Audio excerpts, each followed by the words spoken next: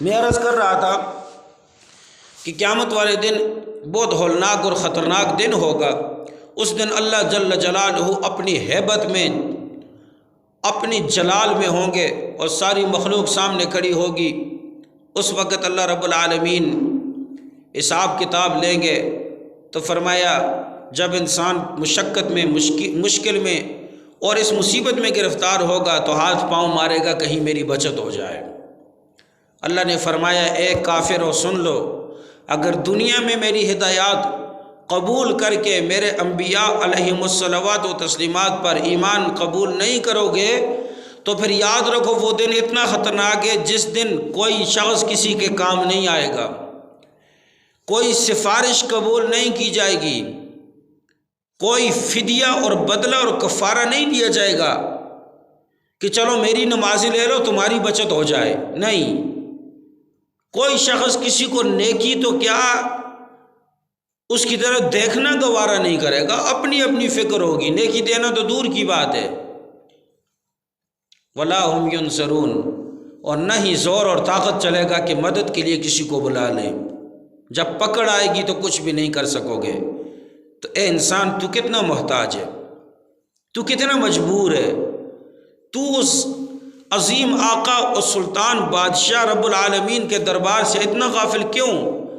لہٰذا اس دن کا خوف رکھ کر ایمان قبول کر لو اور نیک اعمال کی طرف متوجہ ہو جاؤ۔ کیوں؟ سفارش وہاں تب کام کرے گی جب انسان کے اندر ایمان ہوگا۔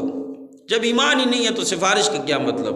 یہ ضرور ہے کہ اللہ رب العالمین نے کچھ ایسے نظام رکھے ہیں اہل ایمان کے لیے، کفار کے لیے نہیں، ایمان والے لوگوں کے لیے، کہ جن کی اللہ رب العالمین کی رحمت اور فضل سے ان لوگوں کی سفارش انسان کو کام آئے گی۔ جیسے ہم نے سنا ہے نماز انسان کی سفارش کرے گی، لیکن کس کے لیے سفارش کرے گی؟ جو نماز تو پڑھتا ہوگا نا۔ اب میں نماز کے ساتھ دوستی ہی نہیں ہے میری، نماز کے ساتھ میری الفت ہی نہیں ہے، محبت ہی نہیں ہے، کیا خیال ہے وہ قیامت والے دن ہماری سفارش کرے گی؟ قرآن سفارش کرے گا۔ اور جس شخص نے کبھی قرآن کا ورق کھول کر دیکھا نہیں ہے کہ اس قرآن میں لکھا کیا ہے تو یہ خاک اس کی سفارش کرے گا، یہ تو دشمن بن جائے گا کہ تو نے مجھے لپیٹ کر غلاف میں اپنی الماری میں رکھ دیا، مہینوں تو نے کچھ مجھے کھول کر نہ دیکھا، میرے اوپر مٹی کی تہ جم گئی، تیرے گھر میں میوزک بجتا رہا، تیرے گھر میں ڈانس ہوتا رہا، تیرے گھر میں خوشی کے شادیانے بجتے رہے، تیرے گھر میں الخواہش اور لذت پوری ہوتی رہی، میں بند الماری کے اندر طاق میں اس انتظار میں رہتا تھا ہائے کاش مجھے کھول کر کبھی تو میری زیارت کر لی جائے۔ میں اتنا مظلوم ہوں، یہ قرآن کہتا ہے۔ موبائل کو ہر روز صاف ستھرا کر کے اس کو دیکھتے ہیں، اپنے کپڑوں کو ہر روز صاف ستھرا کر کے ان کو پہنتے ہیں، اپنے جسم کو روزانہ خوبصورت بنانے سنوارنے کے لیے شیشے کے سامنے گھنٹے کھڑے رہتے ہیں، اپنے جسم کو بنا رہے ہیں، اپنی کپڑوں کو سلوا رہے ہیں، بنا رہے ہیں، سجا رہے ہیں، اپنے گھروں کو سجا رہے ہیں، اپنی ہر ضرورت کو اچھی سے اچھی طرح پوری کر رہے ہیں۔ سب سے بڑا ظلم ہے تو اللہ کے قرآن کے ساتھ ہے، کبھی کھول کر اس کو دیکھا اور پڑھا نہیں ہے، کبھی اس کا خیال نہیں رکھا، یہ قیامت والے دن کہاں سے سفارش کرے گا؟ گزشتہ کل ہم نے حدیث پاک پڑھی تھی، 2 دن پہلے غالباً، تو اس میں ہم نے بیان کیا تھا کہ قرآن مجید فرقان حمید جس شخص کی سفارش کرے گا اور جس کے ساتھ قرآن کا تعلق ہوگا، جس نے قرآن پڑھا سمجھا اور اس پر عمل کیا ہوگا اور محبت رکھی ہوگی قرآن پاک سے، تو جس وقت یہ انسان مرنے کے قریب ہوگا تو یہ قرآن پاک ایک خاص شکل میں آئے گا اور اس آدمی کے سرہانے بیٹھ جائے گا۔ جب اس کی روح قبض ہو جائے گی، گھر والے رو پیٹ کر صبر کر کے اس کو کفن دفن دیں گے تو وہ میت کے کفن اور سینے کے درمیان میں آ کر بیٹھ جائے گا۔ سبحان اللہ، اس کا ساتھ نہیں چھوڑے گا۔ یہ قرآن بڑی وفادار کتاب ہے، شرط یہ ہے کہ ہم بھی اس کے ساتھ وفا کریں۔ اس کے بعد یہ قرآن کریم جس وقت انسان میت کا جنازہ پڑھ کے اس کو قبر میں دفنایا جاتا ہے، یہ قرآن کریم اس کے قبر کے اندر آ کر روشنی پیدا کر کے بڑا پرنور حالت میں خوبصورت جسامت کے ساتھ کھڑا ہو جاتا ہے۔ جس وقت منکر نکیر آتے ہیں، سوال کرتے ہیں، مجھے کیا کہتے ہیں، میت سے سوالات جوابات کرنے کے لیے آتے ہیں، قبر کے اندر، تو وہ آ کر دیکھتے ہیں کہ اس کے ساتھ، میت کے ساتھ ایک دوسرا شخص بھی ہے۔ وہ کہتے ہیں اے شخص یہاں سے نکل جا، ہم اپنا کام کرنے کے لیے اللہ کے حکم سے آئے ہیں آسمان سے۔ تو قرآن پاک جو خاص شکل میں ہوگا وہ کہے گا میں تو اس کو چھوڑ کر نہیں جاؤں گا، تمہیں جو کچھ کرنا ہے تم اللہ کے آرڈر سے آئے ہو، اپنا کام کرو، اپنے سوال جواب پوچھو اور قبر سے واپس چلے جاؤ۔ تو وہ شخص گھبرائے گا، وہ میت جو ہوتی ہے نا وہ گھبرا جاتی ہے، ایسے ہولناک، ایسی خطرناک شکل میں، بدصورت چہرے شکل کے ساتھ دیکھ کر وہ میت گھبرا جاتی ہے۔ فرمایا جس وقت مردے کو بٹھایا جائے، اس سے سوالات کیے جائیں گے، ڈر جائے گا، تو یہ قرآن پاک کہے گا اے میرے ہم سفر مت ڈر، میں تیرے ساتھ اس سفر میں شریک ہوں، ان کے سوالوں کے جواب بڑی دلیری کے ساتھ دے دے۔ وہ سوال پوچھتے ہیں، یہ جواب دیتا ہے، اس کے بعد فرشتے اپنا کام کر کے چلے جاتے ہیں۔ اس کے بعد اللہ رب العالمین کی طرف سے ایسا انتظام ہوتا ہے کہ یہ قرآن کریم فوراً آسمان سے ریشم کا جوڑا منگاتا ہے اور ریشم کا بچھونا منگاتا ہے۔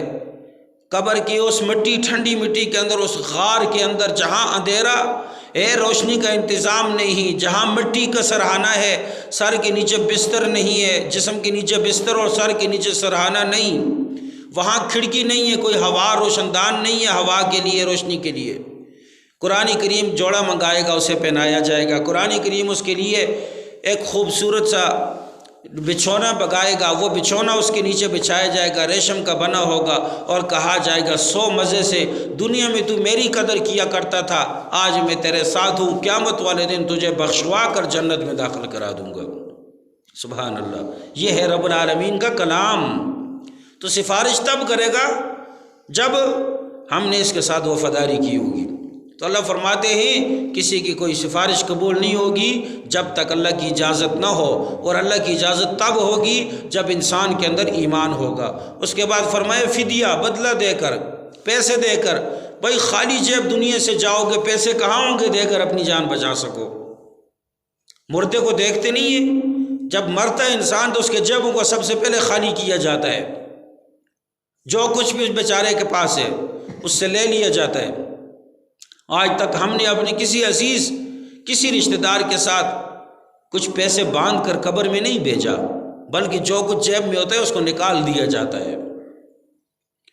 وَلَا هُمْ يُنصَرُونَ، طاقت بھی کام نہیں آئے گی، جب کچھ بھی کام نہیں آئے گا۔ لہٰذا خیر اسی میں ہے کہ ایمان قبول کر لو اور اللہ کے ساتھ دوستی کر لو اور اللہ کی اطاعت شروع کر دو۔ وَإِذْ نَجَّيْنَاكُم مِّنْ آلِ فِرْعَوْنَ يَسُومُونَكُمْ سُوءَ الْعَذَابِ۔ اب آؤ تفصیل سنو، بنی اسرائیل کیسے ہم نے تم پر انعام کیے۔ وہ وقت یاد ہے نا جب فرعون طرح طرح کی تکلیفوں اور عذابوں کے اندر تمہیں مبتلا کیا کرتا تھا، تمہاری ذات کو اس نے غلام بنا کر تم سے خدمت گاری کا کام لیا کرتا تھا، نہ تمہیں کھانا دیتا، نہ تمہیں سونے اور آرام کرنے کا وقت دیتا تھا۔ فرعون بڑا ظالم بادشاہ گزرا اس دنیا میں، جس نے بنی اسرائیل کو غلام بنا کر اپنی خدمت کرانے پر مجبور کیا تھا، اور اگر یہ ذرا بھی بھاگ جاتے تو انہیں پکڑ کر سخت سے سخت سزا دی جاتی تھی۔ اللہ تعالیٰ اس انعام کو بیان فرماتے ہیں کہ کیسے ہم نے تمہیں اس مصیبت سے نجات عطا فرمائی۔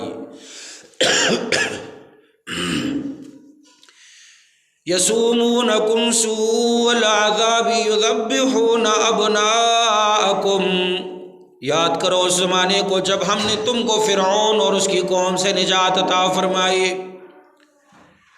کیسے نجات عطا فرمائی؟ اللہ رب العالمین نے فرعون کو غرق کر دیا پانی کے اندر، اور بنی اسرائیل کی قوم کو حضرت موسیٰ علیہ السلام کے ساتھ بچا کر ان سے نجات عطا فرمائی۔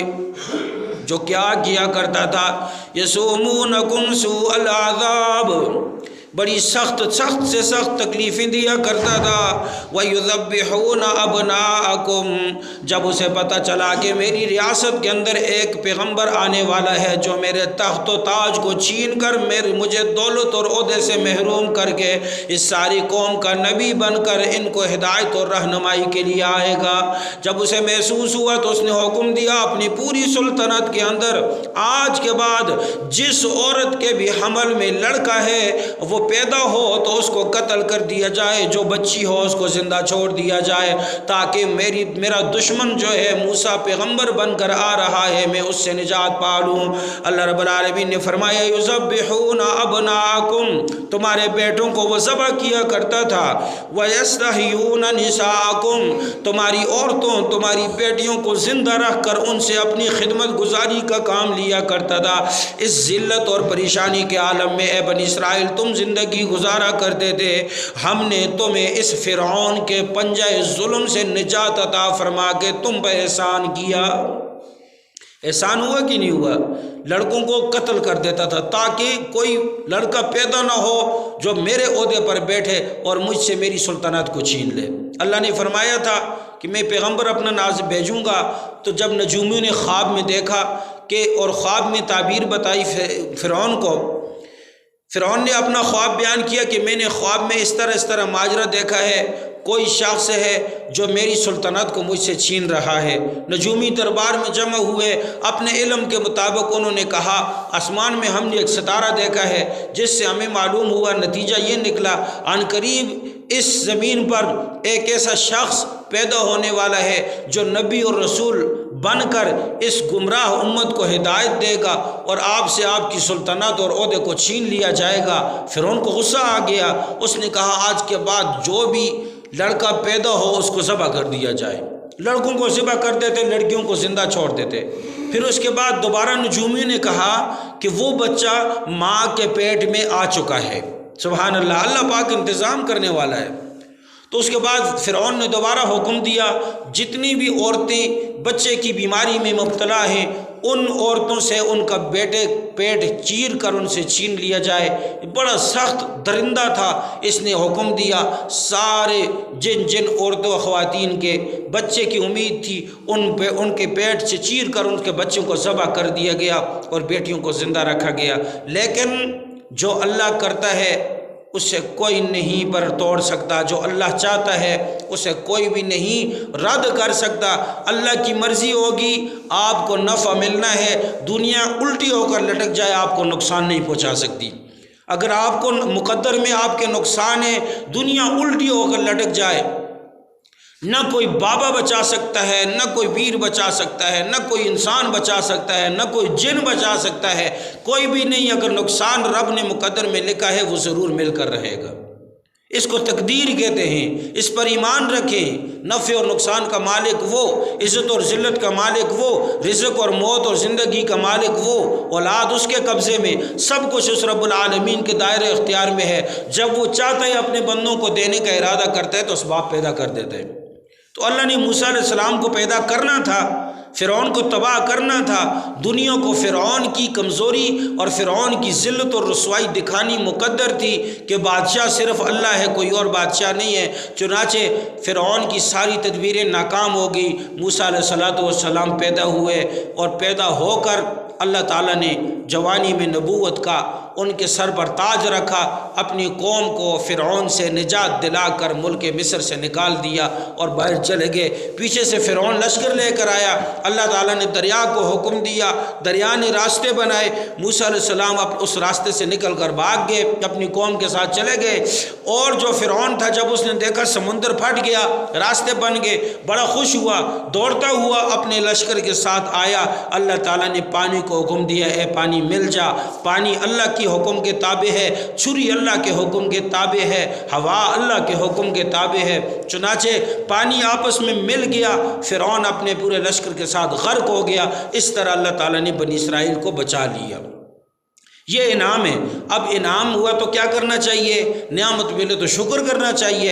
اب ان کو چاہیے تھا کہ اپنے رب کا شکر ادا کرتے، ہمیں ہمارے باپ دادا کو بچایا، لہٰذا اللہ کی بات ماننی چاہیے۔ اسی طرح آج ہم پر بھی اللہ کے بڑے انعامات ہیں، بڑے احسانات ہیں۔ سب سے پہلے احسان اللہ کا یہ ہے اللہ نے ہمیں انسان پیدا کیا، جانور پیدا نہیں کیا۔ دوسرا احسان اللہ رب العالمین کا یہ ہے پیدا ہونے کے بعد ہم صحیح سالم ہیں، دیکھ رہے ہیں، سن رہے ہیں، کھا رہے ہیں، پی رہے ہیں، چل رہے ہیں۔ یہ اللہ کے بہت بڑے ہمارے اوپر انعامات احسانات ہیں۔ لوگ معذور پیدا ہوتے ہیں، کوئی آنکھوں سے محروم، کوئی ہاتھوں سے، کوئی پاؤں سے، کوئی سن نہیں سکتا، کوئی بول نہیں سکتا، طرح طرح کی بیماریاں ہیں، لیکن اللہ نے ہمیں صحیح سالم انسان بنایا۔ اس کے بعد اللہ رب العالمین نے ہم پر تیسرا انعام، سب سے بڑا انعام یہ کیا، ہمیں محمد صلی اللہ علیہ وسلم کی امت میں پیدا کر کے ہم پر اللہ رب العالمین نے خاص اکرام کیا، اور اللہ رب العالمین نے ایمان کی دولت ہمیں عطا فرمائی۔ آئیے اس کی قدر کریں۔ قدر کیا ہے؟ ہم اپنے انعام کرنے والے رب کا انعام یاد کر کے اس کی اطاعت کریں، اس کی نعمتوں کی قدر کریں، شکر ادا کریں اور عبادت میں لگ جائیں۔ اللہ نے فرمایا وَفِي ذَلِكُمْ بَلَاءٌ مِّن رَبِّكُمْ عَظِيمٌ، اس واقعے کے اندر اے بنی اسرائیل تمہارے لیے بڑی بڑی امتحان تھا۔ امتحان کیسا تھا کہ بچوں کو قتل کر دیا، تکلیف پہنچی، اب امتحان تھا کہ صبر کرو، صبر کرو، برداشت کرو۔ جس نے برداشت کیا تو وہ کامیاب ہو گیا، جس نے برداشت نہ کیا وہ گمراہ ہو گیا۔ تکلیفوں میں صبر کرنے کا حکم دیا ہے۔ اور نمبر 2، اللہ نے فرعون کی غلامی سے، ظلم سے آزاد کیا، یہ خوشی تھی۔ خوشی کے موقع پر امتحان کیا ہے؟ شکر ادا کرو۔ خوشی مل جائے شکر ادا کرو، اور تکلیف آ جائے صبر کرو۔ یہ ہے امتحان۔ اگر صبر اور شکر کے ساتھ ہم زندگی گزاریں گے ہم اللہ کے مقبول بندے بن جائیں گے، ورنہ ہم مردود ہو جائیں گے۔ اللہ رب العالمین ہمیں اپنی نعمتوں پر صبر، اپنی